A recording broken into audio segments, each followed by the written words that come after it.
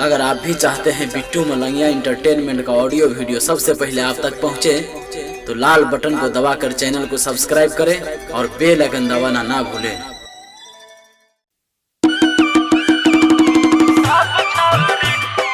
DJ Sumit Satish अखन अपने सब सुन रहल छी बिट्टू मलंगिया एंटरटेनमेंट के रैमा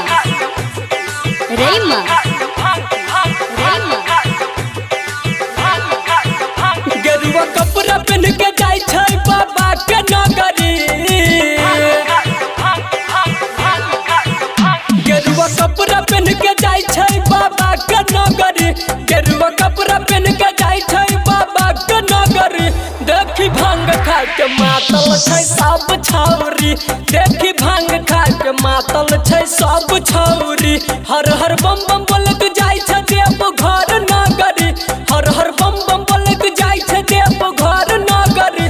देखी भांग खा के मातल छै सब छौरी। देखी भांग खा के मातल छै सब छौरी। डीजे बिट्टू मलंगिया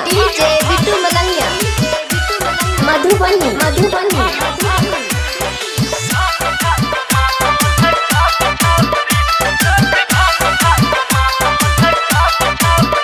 मारे गाजा के सोट छौरी कसगर रे जपै बाबा के नाम शिव शंकर रे।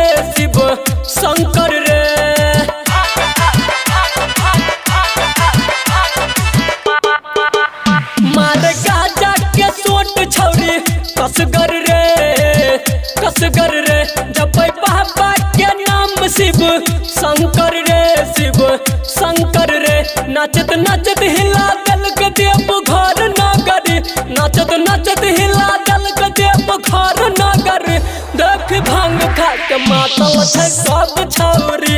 देख भांग खा के मातल छै सब छौरी। डीजे बिट्टू मलंगिया मधुबनी डीजे सुमित सतीश रैमा छौरी कूदै छै डीजे के बेस पर छौरा हिल जाय छै छौरी के ड्रेस पर।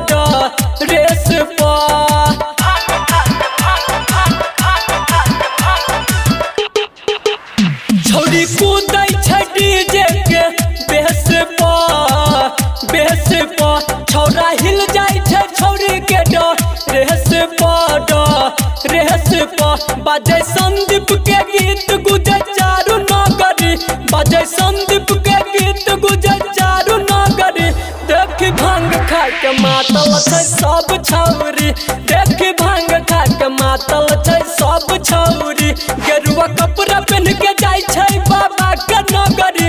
गेरुआ कपड़ा पहन के जाय छै देव घर नगरी। देख भांग खा के मातल छै सब छौरी।